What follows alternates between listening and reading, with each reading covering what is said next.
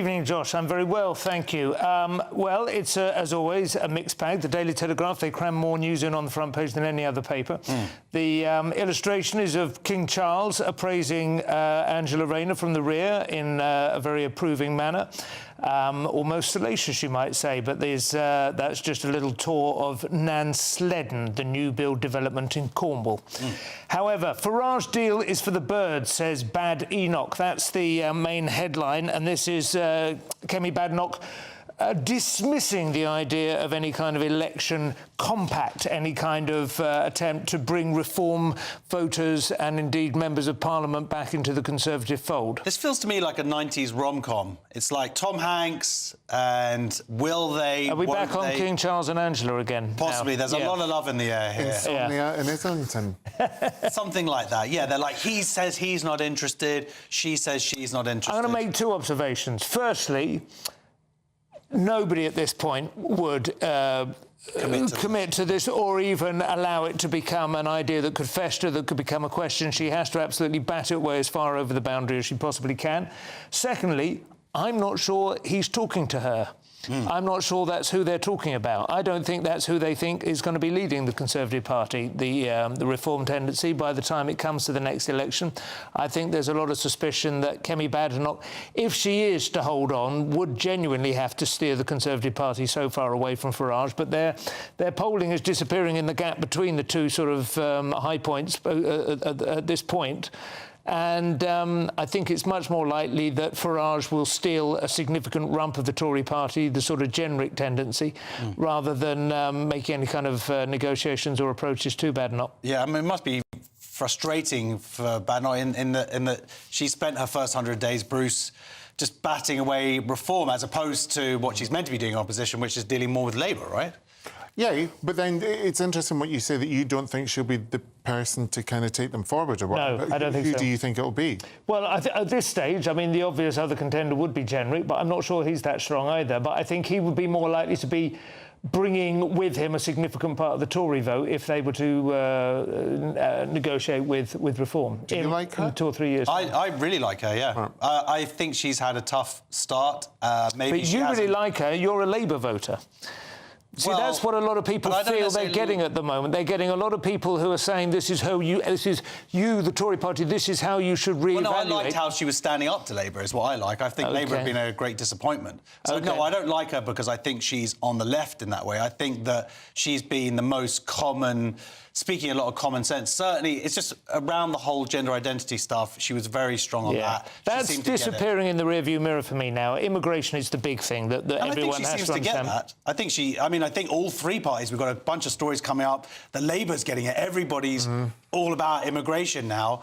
And I actually quite like her approach of saying, well, look, let's just wait, let's see, let's choose these policies carefully, rather than coming in and just saying stuff for the sake of saying it. I think there's something to be said for her reading the information, assessing, and then choosing that. But anyway, the other big thing, well, I'll tell you what, why don't we go, Bruce, to the Starmer set to sidestep EU's tariff war with the US and the Times. I think this is going to surprise a lot of people because obviously he remained within the EU person and all that kind of stuff, but he is not going to side with them against the US. Well, this is good, right? I mean, this is arguably a benefit of leaving the EU, is that we can make that choice now. Yeah, no, definitely. And I think it shows him doing something decisive, because I don't think he's been particularly great, sort of thing. I don't know what you feel, because you, as you say, you're the Labour supporter. Keir Starmer? Yeah, he's just a bit...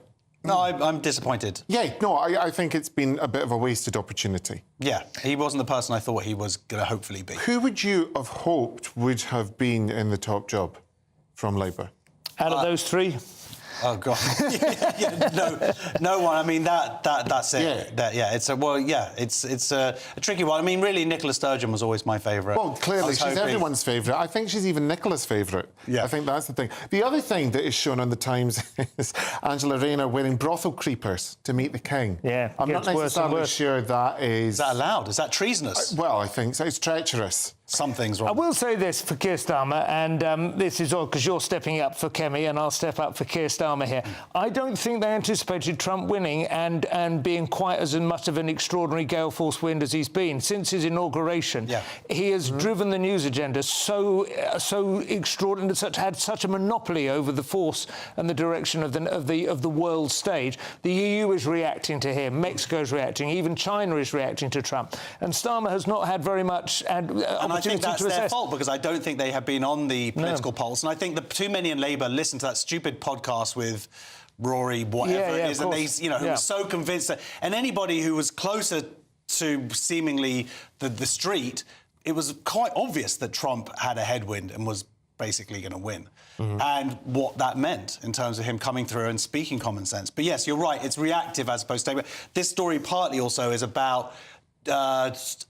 Starmer is going to be going out to America. He's desperate to get out there, desperate to have some kind of negotiation with Trump, particularly about this steel stuff. But as you say, in that regard, he is at least managing to distance himself from Europe, who are now in a funk and panicking, running around like the proverbial headless chlorinated chickens. Yeah, there is another story about the second Labour MP suspended over the abuse of text, but we can sort of talk about that later because we're going to have a nice non-crime hate incident conversation here. Simon, The Guardian, what are they doing? Well, they've got a story about the court's sign-off in assisted dying bill to be scrapped. MPs are set to scrap the requirement for a High Court judge to decide on assisted dying cases amid growing concerns over the legislation. This, I think, is still an enormous concern to a lot of people who feel this legislation is being put through before it has been given adequate consideration. I haven't had a great deal of time to read this. This is coming quite recently, but I'll read out the top line. Kim Ledbetter, the Labour MP sponsoring the bill, will argue that the change adds significantly more scrutiny from experts, better placed to spot those under family pressure to end their lives. That, of course, is one of the major considerations that people have, considering that it's going to become much easier to dispose of unwelcome, unwanted people overstaying their welcome. But they have another shot of Angela in her brothel creepers, I think a little bit more flattering to the line of her coat on that occasion. But well, thank you, Simon. Yeah, I don't know how you feel about that. I never thought we'd bond, but we have. But in this assisted dying bill story, Bruce, they're talking about how it's going to have the highest standards anywhere in the world. And already the things that they promised, which was to have this judge and these two doctors, it's already slipping the standards. They're already saying, oh, we're going to get a social worker and a psychiatrist and a retired judge. I'm sorry, I used to work for social workers. I don't trust them to be, frankly, choosing who gets to live and die. Are you for that? Having had a parent who, as you said, outstayed his welcome, like really he was, whatever, I can see why people would want to do this as opposed to watching someone in, for years in nappies and all that kind of thing. But I agree with you that what they have promised, they don't seem to be delivering on. And now I'm beginning to, because people always say to me in the beginning, but it could be up for abuse and all this kind of stuff. So I can maybe see now why people had come out, because I always thought it was a really we've seen it in Canada, we've seen it in Europe, we've seen some insane incidents of supposed safeguarding, and we've seen some horrific people being allowed to kill themselves. Going through things because they were in debt and all this kind of stuff. Yeah, no, I mean, mental health issues, young people being depressed. Yes. Yeah, it's concerning.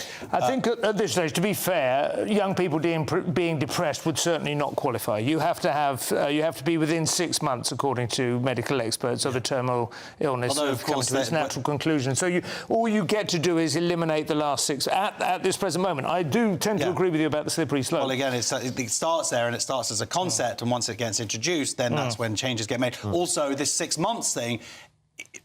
Already we've seen miracles happen. People have 3 months to live and suddenly a new drug comes out and they wouldn't have that choice, of course. The other story is about the Gaza ceasefire. Do you have any thoughts on that? Unfortunately, it seems to be coming to an end. There's concerns that it's breaking down. Hamas has said it's delaying the release of hostages indefinitely over violations of the ceasefire deal. I'm not well placed to say whether or not those violations are a legitimate concern.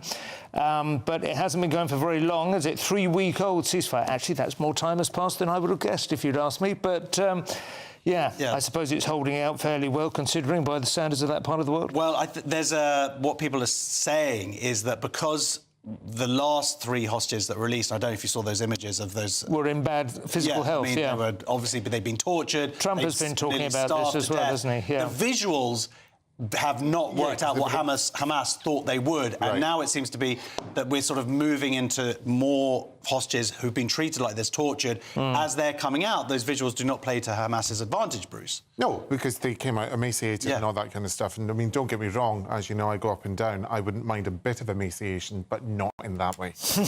No, it's... let's have a look at some more newspapers. First of all, the Metro, my anger at let off for Pool Perv. The Mail, Andrew, the security risk financier at an $8 billion venture. And the Star, revenge of the psycho scumbag chatbot. Bruce, have you got this Metro story yet? About the guy... the letter for the pool perv. The pool perv. Yeah, I did. How'd you forget that?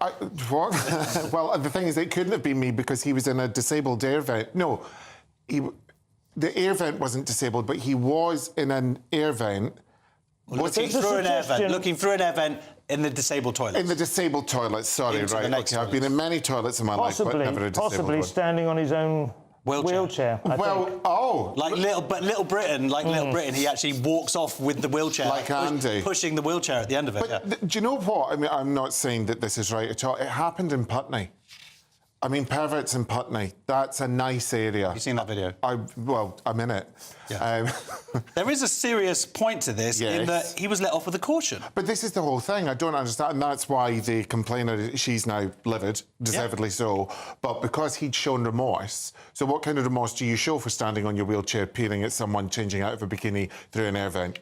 Yeah, I mean, the government is talking about how they're trying to deal with this unprecedented increase in violence and sexual violence towards women, and then the police as well. And then something like this, it just seems wrong. Like this, and by the way, they said, oh, it's his first offence. Well, it's his first time getting caught. Exactly. I am minded to let the police make their judgment on these occasions. I understand that you can see it in the wider context of all kinds of other abuses, but an old-fashioned peeping Tom peering through a ventilator shaft, I think the police are better placed than I am to decide how to deal with that. We know how that escalates, that kind of pattern of sexual... Yeah, absolutely. There's absolute evidence that these start out at these kind of crimes and they escalate on... That's why things like people showing their bits and whatnot, they escalate. That's what they say about flashes. So would you have him arrested? Absolutely. How is it any kind of deterrent? This guy was peeping, he was doing something illegal, and he should absolutely be arrested. It says here that he can only be cautioned if it's exceptional circumstances as opposed to being arrested. Well, what are the exceptional circumstances, and how is this dealing with this sexual violence towards women? I would say it's fairly exceptional to climb into a vent in which to spy. Yeah. I mean, there's your exceptional circumstances. Well, sexual violence towards women is more than peering through a vent, I would say. Well, you might say it, but like I said, there's definitely... Well, there is a word in that sentence. The word is violence, and it doesn't include peering through a vent, in my view. If you disagree with that, then go ahead. What would you call it? Sexual... Voyeurism, yeah. Or whatever. Yeah. I think you have to say that they have probably an idea about what they could legitimately, what they could make stick in a court and what they would expect. Would you want a custodial sentence? Do you want something like that?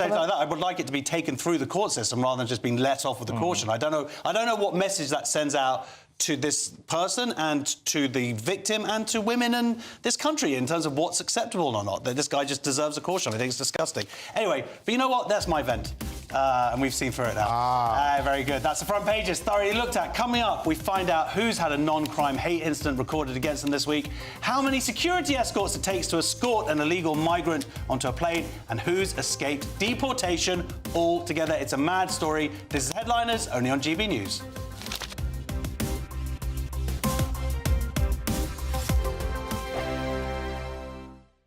This is GB News, Britain's news channel.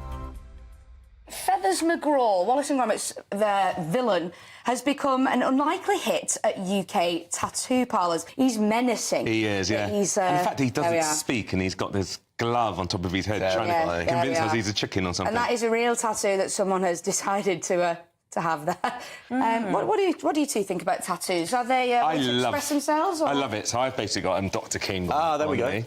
Oh, there he goes. Nice. He's showing us. If you can't fly, run. No. That's probably slightly more meaningful than having the villainous Engel. Oh, come on, Trey. You won't get Feathers McGraw. Maybe not. It's kind of got that kind of... when you go abroad and, Beef or Magaluf Tenerife and you... Tenerife and you get a quick tattoo. It's looking like that, chest, or like a pirate or something. It's kind of got that vibe, not for me. However, I do get the sentiment sentimentality around it. You know, some people have grown up on Wallace and Gromit and they love it and it has meaning. And he isn't a well-written character, so I get it. Brilliant, but isn't it? I prefer my tattoos a bit more meaningful. Bit more, yeah. I feel like as well, there's a surge in it. Lots of people have had it, but then is it then going to become unpopular because of it? And how many people regret the tattoos? Apparently, not just 14% of people regret tattoos. Really? Wow. See, I think that's where the meaningful side comes into it. I've got a couple of meaningful tattoos, and I know I will never get bored of them.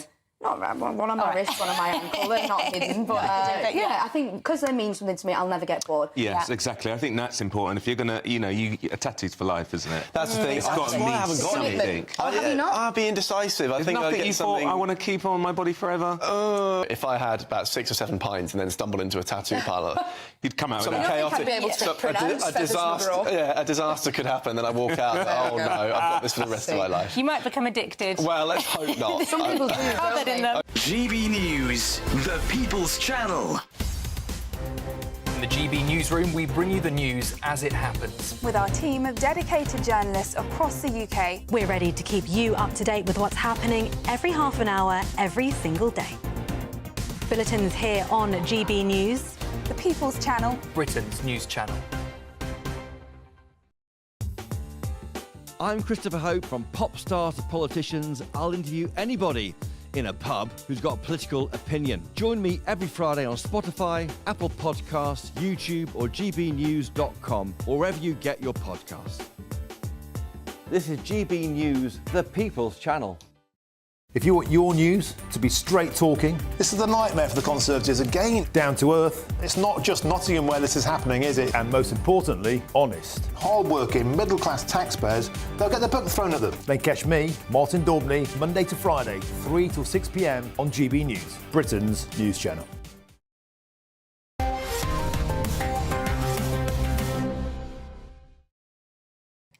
Welcome back to Headliners, kicking things off with Tuesday's Telegraph. Simon, and just like carpet moths, the non-crime hate crime is back.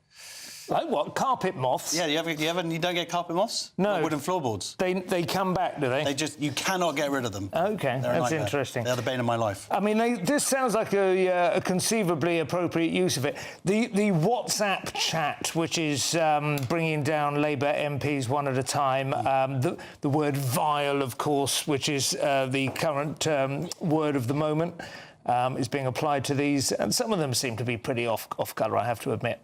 But private messages shared within a little Labour group, which have been leaked. First of all, they took down Andrew Gwynn, and none of us were terribly sad about that because he had a record, of course, of slandering the late, great Sir Roger Scruton. And now they've taken out Oliver Ryan, the MP for Burnley, who had previously demanded that Rishi Sunak resign for being flippant about trans individuals when he was demanding that Keir Starmer define a woman. So these people all have a record of being sanctimonious individuals themselves in the past, and I'm quite enjoying it from that Schadenfreude point of view.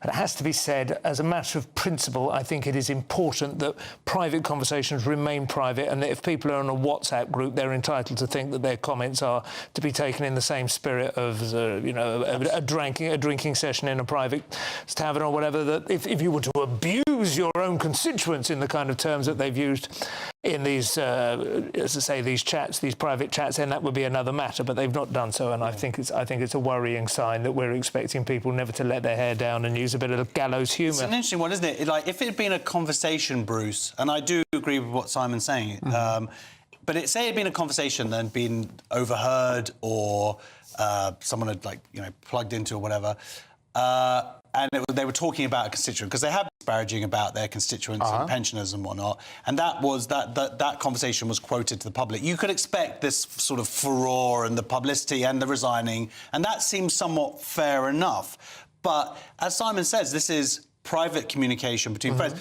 Do you think that means that there needs to be a non-crime hate incident as well? Where does it end and where does it begin? And also, who's leaking the messages? And I do agree with Simon that if it is in that it's not that people have overheard something in whatever that bar is it Stranger's Bar or whatever in the comments? But the thing is about the constituent, dying, whatever, right? OK, that's really heinous. But if you go back to the referendum in Scotland, there were people quoted saying, well, we'll have to wait a generation, people will die out and things will change. So no one was saying, oh, die and we'll get independent.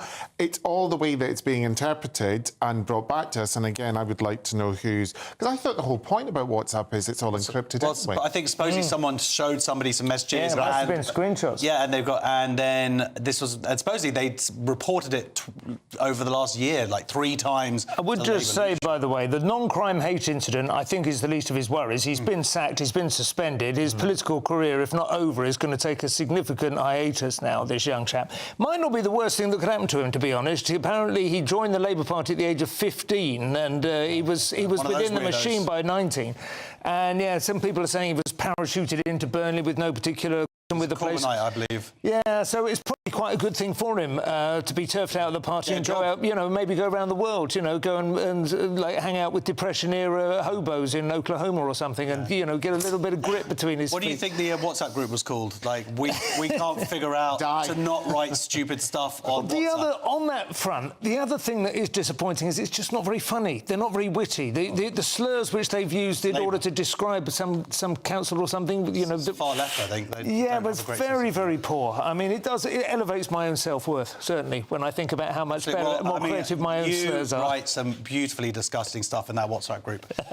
Guardian next, Bruce, and someone at number 10 has been looking at polling figures. This is true. So we're continuing with the Labour theme, and Labour boasts a tough immigration stance point as its attempt to counter Reform's threat about what they're going to do about it. So basically, Labour are thinking we have to do something. This is obviously of concern to the electorate, and we are going to do this. So Yvette Cooper apparently is going to be one of the people joining early morning raids on various things like illegal working, kind of stuff. The government apparently are going to broadcast the footage of these, these stings, the deportations, from detention to removal centres and onto waiting planes. Yeah, I mean, Simon, what do you think about this in terms of they seem to be going after the people who are actually working here, as opposed to some people who might be coming over here and taking advantage of the system and not working? I mean, it goes against the grain of the individual cases that we've seen lately that are so provocative about people escaping deportation, for the most asinine of reasons.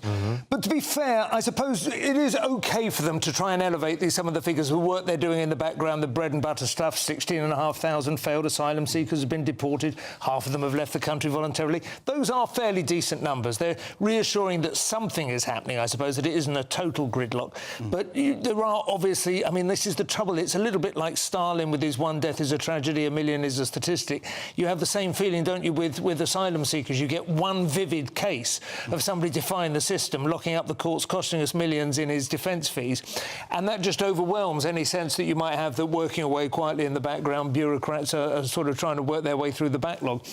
I'm afraid it's a huge, huge issue and has been for years, and we've all felt for over a generation now we've been utterly ignored on this front, and they're not going to reverse that sentiment overnight or with a few well-handled press releases, I'm afraid. Do you think that this is this crackdown, as we've seen on the workers, is really going to... Because it seems to me like it's the system itself, the loopholes that exist. And one thing that The Guardian, of course, identifies here or tries to point out is that actually 93% of small boat victims claimed asylum, which is to counter the narrative that they've come over as economic migrants. But, of course... It doesn't counter it at all. The way they present it is that. It's like there's a loophole there. They can claim to be asylum seekers, and then they can, most of the time, get it because the system is broken. Absolutely, and it's an very Guardian-Easter word. They describe, with some regrets, the hostile environment that Theresa May created for what they call irregular migrants. Yeah. I haven't even heard that phrase before, irregular migrants. Oh, no, this is the new phrase. OK.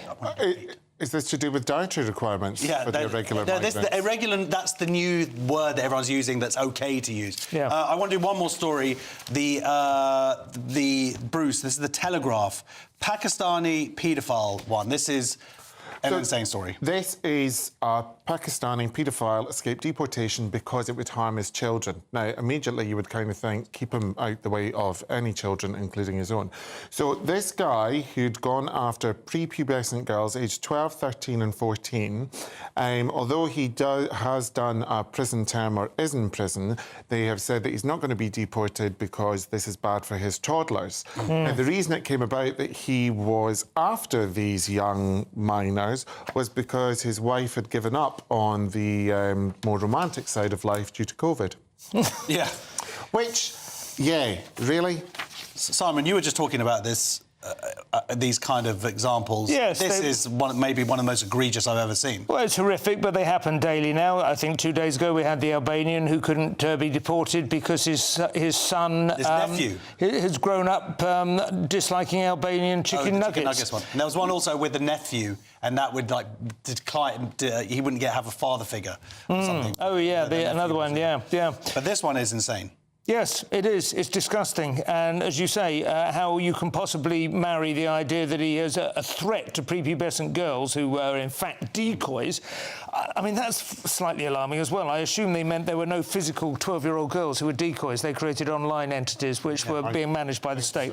Feds, essentially. But that's what they say about the internet, where men are men and women are men and underage girls are federal officers. But he is obviously demonstrated that he shouldn't be anywhere near his small children or anybody else's as well. And as well, why are you taking toddlers to a prison? I mean, that's not going to be a particularly nice day out for the toddlers, is it? Well, I think it's whether he gets out of prison or he's already got out now, yeah. But, yeah, obviously, they're putting...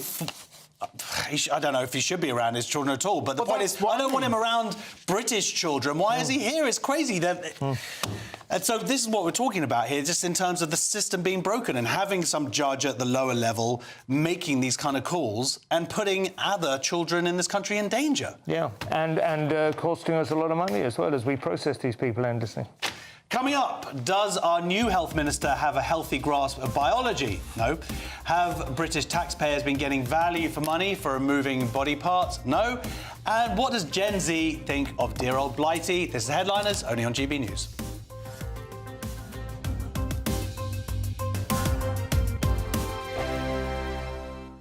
Hello, good evening. Here's your latest GB News weather update from the Met Office. We're sticking with the cloudy and cold theme as we go through the next 24 hours or so, with some further rain, sleet and hill snow, particularly towards eastern parts. It's all because we have an easterly flow across the country due to an area of high pressure sitting over Scandinavia. We currently also have a system towards the southeast that's bringing some rain, sleet, even a bit of snow for a time being across southeastern parts, but that generally clears away, and then it's, yes, that easterly flow. So eastern areas most likely to see the damp weather, some hill snow, particularly over the Pennines, the high ground of Scotland, quite likely. Temperatures dropping to low single figures for many places, the cloud cover stopping them falling too low, but where we get any clear skies towards the west, a touch of frost is quite likely. Looking at the details first thing tomorrow morning then, a grey start for many places towards the south, quite murky across parts of the southeast, East Anglia with a bit of rain here, heading further north, and it's always towards eastern areas where it's going to be damper, so some further outbreaks of rain, a bit more sleet, even some hill snow over any modest higher ground. Further west, a greater chance of a drier start, even some brightness, but with that, like I said, it could be a touch frosty as well. Sticking with the largely cloudy theme as we go through much of tomorrow, really. Still some outbreaks of rain, perhaps some sleet and hill snow across parts of eastern Scotland, eastern, northeastern England as well. Further west, a greater chance of some brightness developing, perhaps some sunshine breaking through, a little bit less than today for many places. Temperatures may be similar to today, really. A bit less of a breeze, though, towards the south, so perhaps feeling a bit less chilly. Looking ahead to Wednesday, we still have that easterly flow, so still some outbreaks of rain, sleet and hill snow towards eastern parts, perhaps fewer than through today and tomorrow. Potential for some rain affecting parts of Cornwall, and otherwise there may be perhaps a few more breaks in the clouds, so a bit more sunshine for some of us. But on the whole, staying pretty cloudy, and that's the theme through the end of the week, and it is still going to stay chilly as well. Bye-bye. Mornings don't have to be tiresome, especially if you have the right company.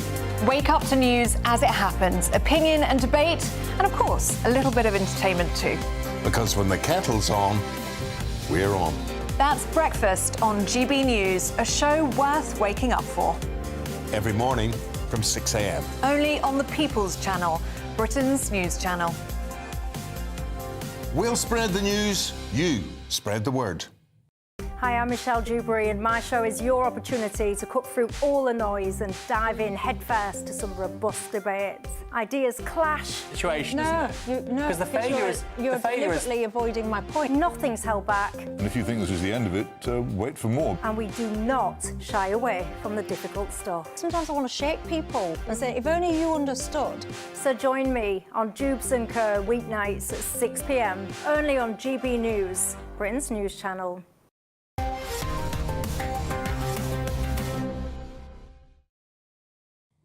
Welcome back to Headliners, where Tuesday's Sun will get things going as Bruce explains how our new health minister doesn't understand basic human biology. So this is our new health minister, Ashley Dalton, who in the past has called for same-sex bathrooms to be banned, suggested that humans can identify as llamas in tweets unearthed in 2016. Okay. When you identify as a llama, she's very serious about this. You have to be treated with dignity and respect. So if I went up to her and said, I identify as an espresso pod, I don't know if she'd take me seriously, because obviously they don't have hoofs. And also, she is of the opinion that biological women can also have a penis. Interesting. So that's nice. That is nice. So this has been uncovered yesterday from Twitter posts from 2016. Yes. And Simon, what do you think about this and our new health minister, the person who's going to be in charge? One of the people in charge of health. Yes, I mean, you try and steel man, if that's not an inappropriate term in itself, steel person, these kind of cases. I mean, she says, I think we shouldn't have gendered bathrooms at all. I find that is a red flag in itself, the word gendered. You know, why don't you just say, gents and ladies' toilets?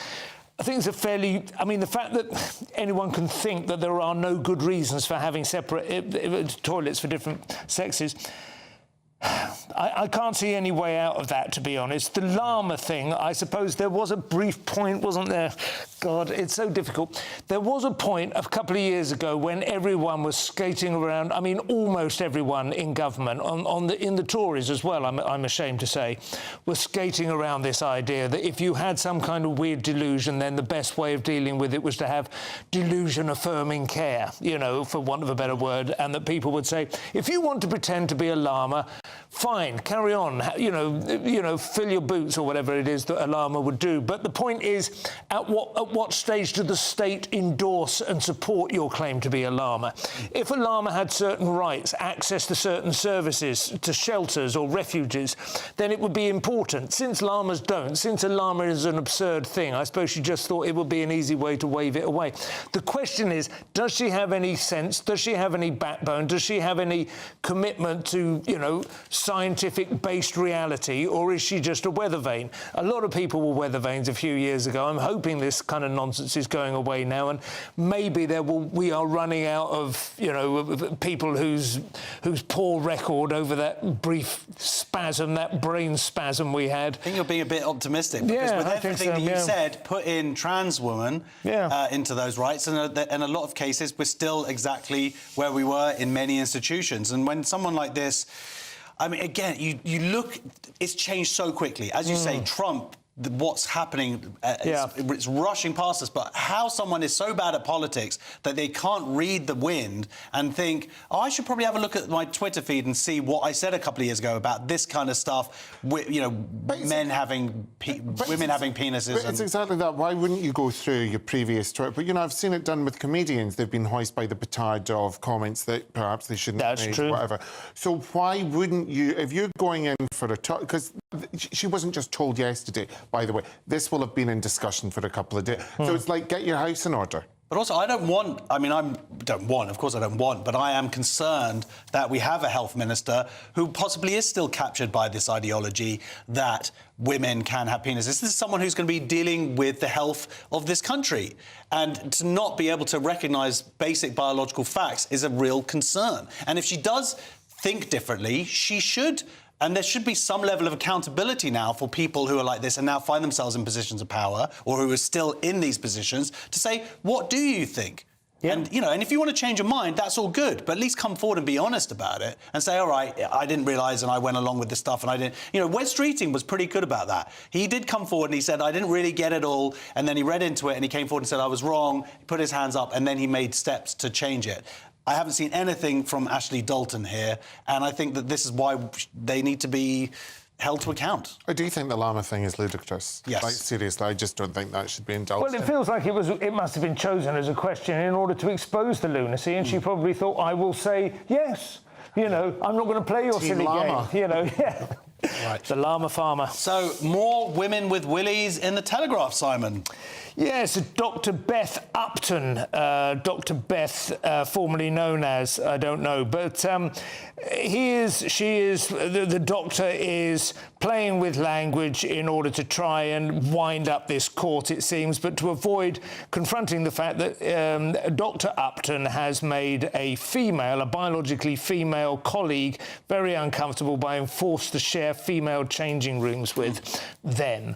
And then they were asked, so you're a trans woman, it follows that you're not someone who has a biologically female body. Dr. Upton replied, the term biologically female or male is completely nebulous.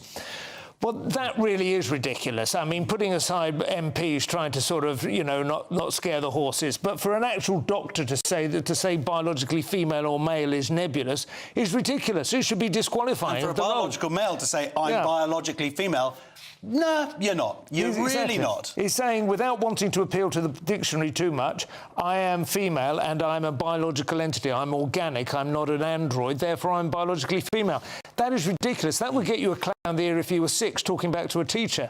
The idea that a qualified medic can speak like this in a court is absolutely insane. This is up in Scotland. This is Sandy Peggy, who's just basically been a hero about this whole taking the NHS to court. We were discussing this last night, weren't we? And going back to WhatsApp stuff, because there's a whole load of WhatsApp evidence, I think, in this trial that suddenly is now nowhere to be found. I don't think there's evidence. I think evidence, the NHS, right. Which just sort of disappeared. But I have been following this online, and Naomi Cunningham, who is the lawyer, Peggy's lawyer, is just hilarious. Not hilarious, she is just hardcore. And the sad thing is that it takes court, and we've seen this with the Maya Forstater case and all these other... It's only through court that this madness can be exposed. And it's sad that that's what it takes, as opposed to people just using common sense along the way. It feels a little bit to me, maybe again I'm being optimistic, but it does feel a bit to me like Beth Upton is like one of these Japanese soldiers in the Filipino jungle who is unaware the war is over. I mean, this stuff, I think, for a lot of people, we've had enough of this nonsense now, with this playing with words and this spaghetti, and we're not playing these games anymore. And somehow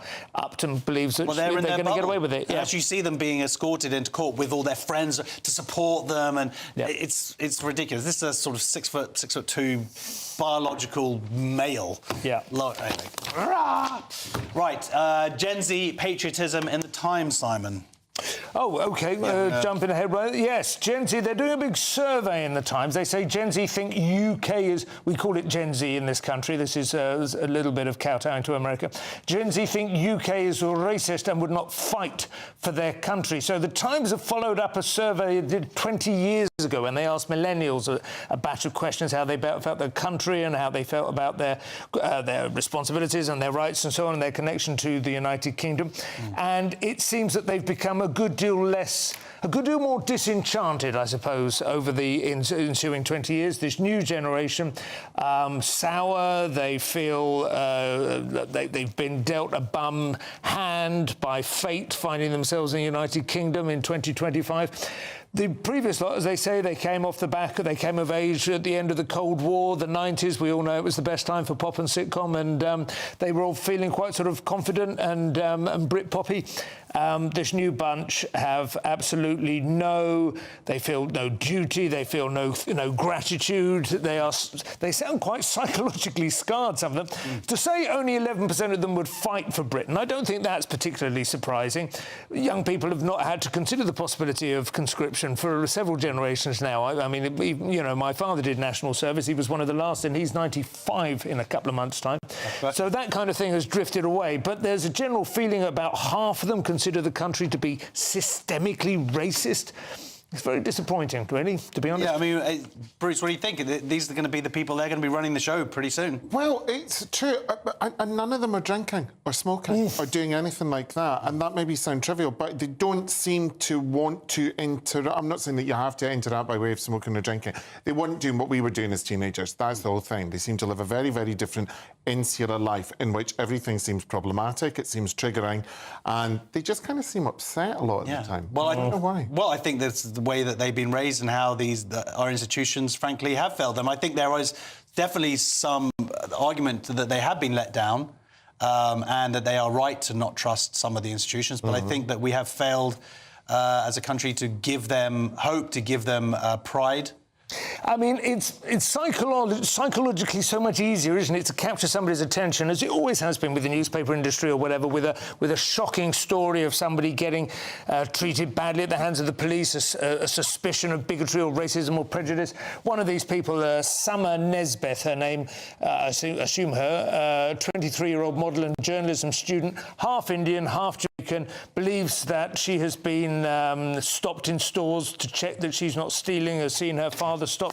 Yeah. These kind of things will capture your imagination much more than the general idea that this is a country in which a half Indian, half Jamaican person can make a go of things if they have some sort of determination and skills to offer, which is a pretty significant advance from 50 years ago. Absolutely. Well, coming up, find out how smart British 6-year-olds really are and what word you might not want them to learn. This is Headliners, only on GB News.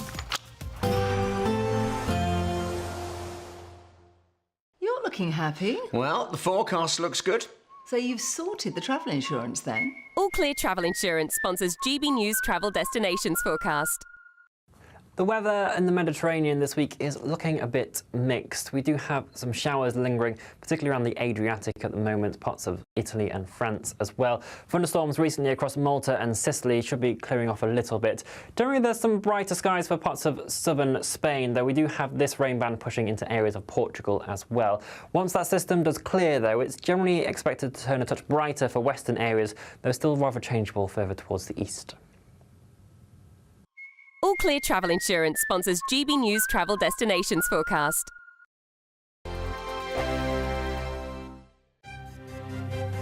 GB News Breakfast, every day from 6 a.m.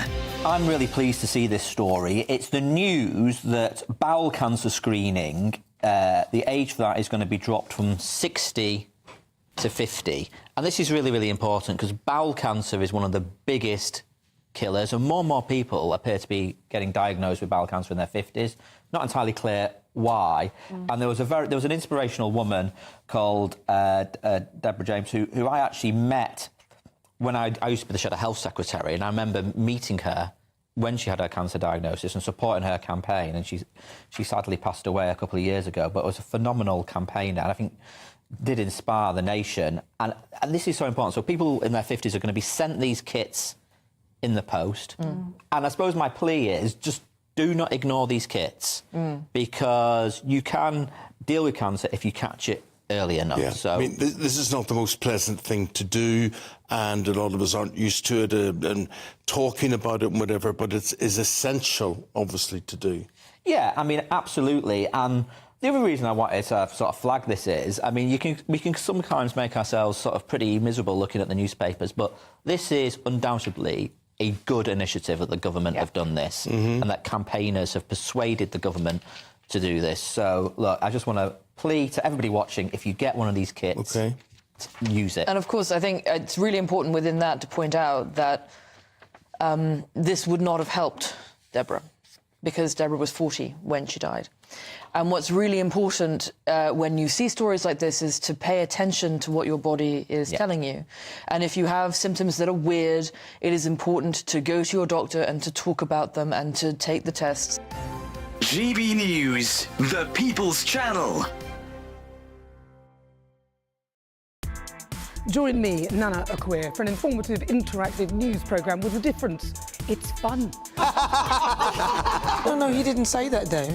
I'm so surprised. I think there's an element of truth to that. Join me from 3 p.m. every weekend, only on GB News, Britain's news channel.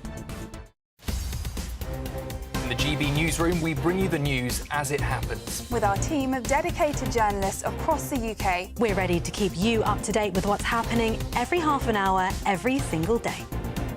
Bulletins here on GB News, the People's Channel, Britain's news channel.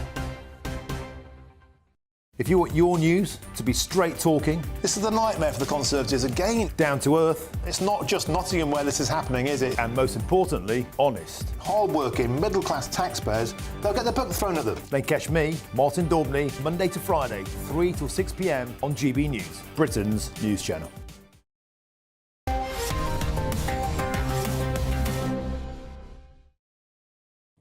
Welcome back to Headliners. Let's go straight to Tuesday's Daily Star. And Simon, this is exactly why I called my youngest child Bob. Yes, very wise.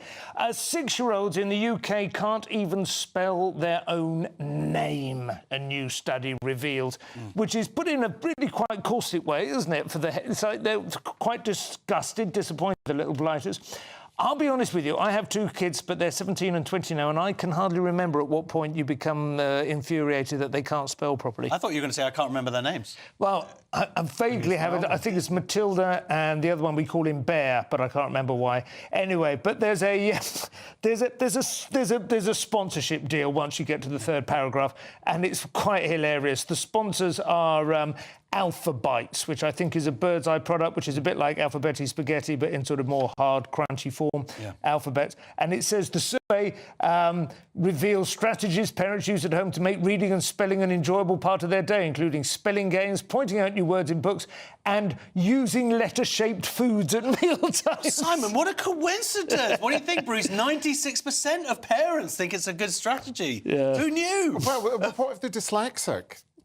Well, you'll find and they out. can't spell with the potato shapes. Oh, wow. Will they then get indigestion, do you think? Because Probably. they've eaten their letters in the wrong Or order. diarrhea. Yeah, you never know. I'm not surprised. Are you? I've got to honestly say, I cannot imagine using letter-shaped foodstuffs to improve spelling. You can imagine some sort of fun being had with it, but not spell out your own name when they're trying to eat properly. No, exactly. The way to use mealtimes, I'm going to be just briefly very earnest here, the way to use mealtimes to improve their educational outcomes is conversation, just good old-fashioned conversation, and use long words, and they go, what does that mean? And then you explain it to them, and then they, learn something and think you're intelligent. See, what I do is I chuck in a couple of cans of tuna, just chuck them into the room and just slam the door closed and hope that they just get on with it.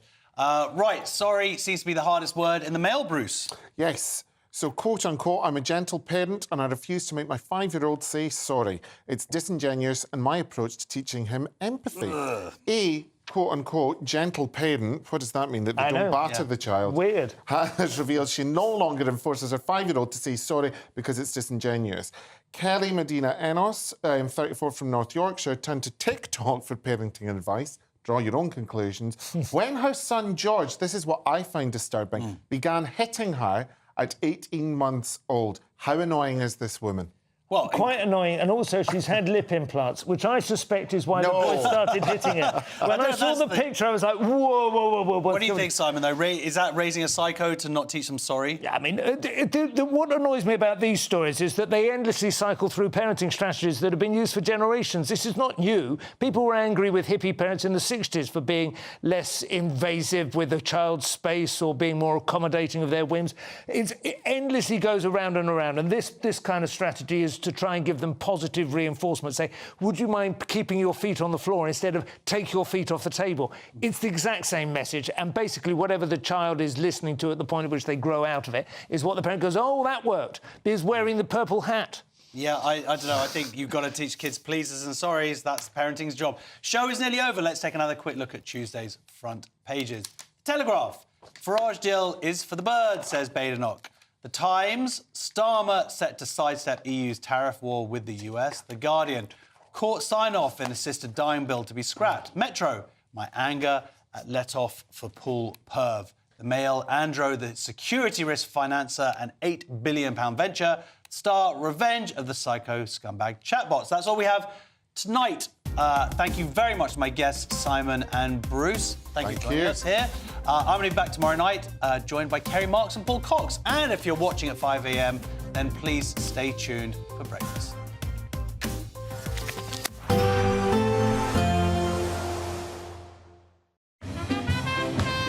There will be a light breeze in the morning, leading to a warm front. Boxed heat pumps, sponsors of weather on GB News.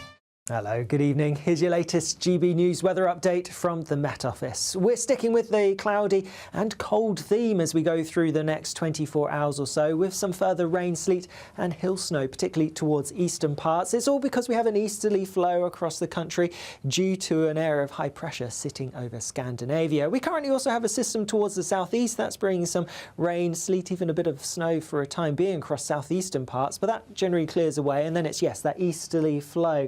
So eastern areas most likely to see the damp weather, some hill snow, particularly over the Pennines, the high ground of Scotland, quite likely.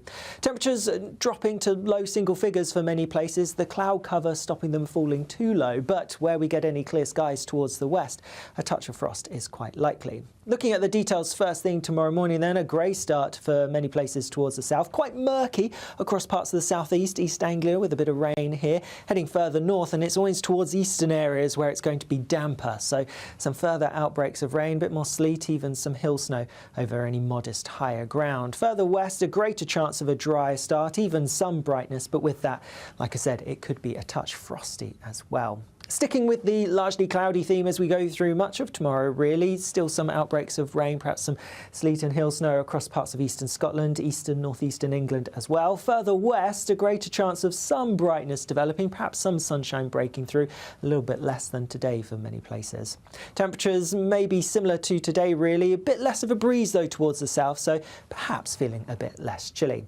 Looking ahead to Wednesday, we still have that easterly flow, so still some outbreaks of rain, sleet and hill snow towards eastern parts, perhaps fewer than through today and tomorrow. Potential for some rain affecting parts of Cornwall, and otherwise there may be perhaps a few more breaks in the clouds, so a bit more sunshine for some of us. But on the whole, staying pretty cloudy, and that's the theme through the end of the week, and it is going to stay chilly as well. Bye-bye. We can expect clear skies, leading to a light and warm day ahead. Lovely. Boxed Solar, sponsors of weather on GB News.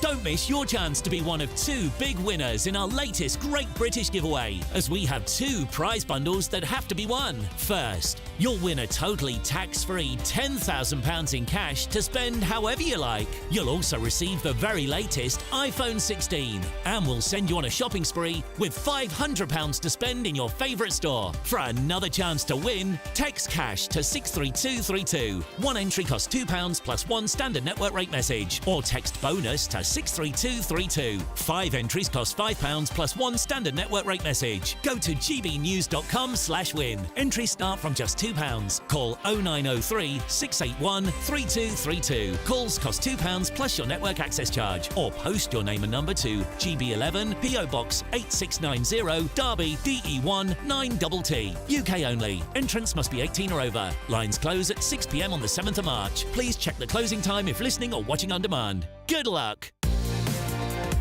Mornings don't have to be tiresome, especially if you have the right company. Wake up to news as it happens, opinion and debate, and of course, a little bit of entertainment too. Because when the kettle's on, we're on. That's Breakfast on GB News, a show worth waking up for. Every morning from 6 a.m. Only on the People's Channel, Britain's news channel. We'll spread the news, you spread the word. Join me, Camilla Tominey, for a frank and honest discussion with those in power that cuts through the spin and gets to the heart of the issues